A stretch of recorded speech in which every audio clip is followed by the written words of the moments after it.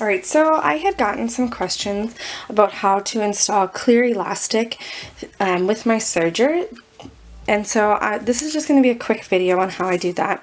So I have this roll of clear elastic that I got on Amazon, and so I like to thread my clear elastic. So I take a little piece of it and I thread it through the thread tree here, and my serger foot has a little hole in the front.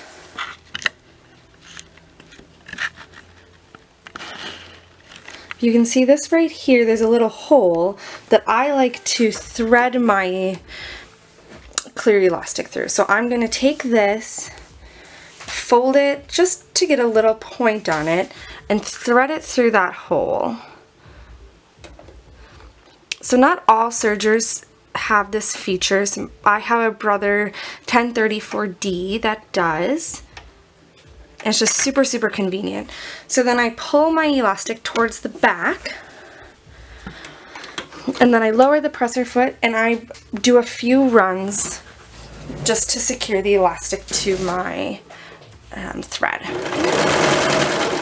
Alright, so now that it's secured, I'm going to go ahead and pin my garment together, and then I'll be back to show you how to serge it in. So now that I have my garment pinned together, we're going to go ahead and install the elastic on our garment. So I always like to start at the back, just so that if there's any flub-ubs there, it's not as noticeable. So I'm going to go ahead and start at the back. You lift your presser foot up, and then you'll also lift your elastic up so that the elastic falls on top of your fabric.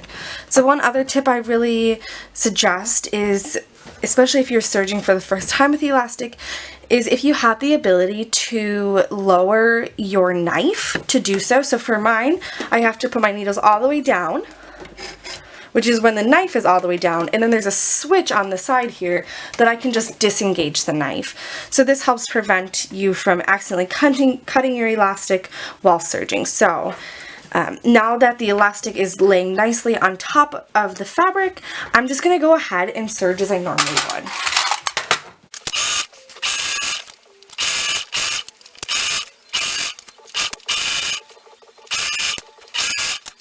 Alright, so now that we're getting to the end, about an inch or two before where we started, I'm going to stop and clip the elastic.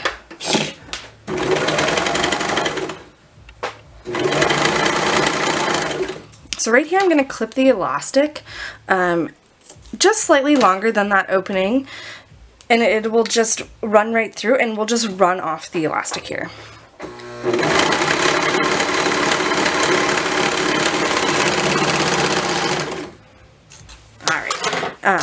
So now you can see that there's a piece of clear elastic running through our stitching.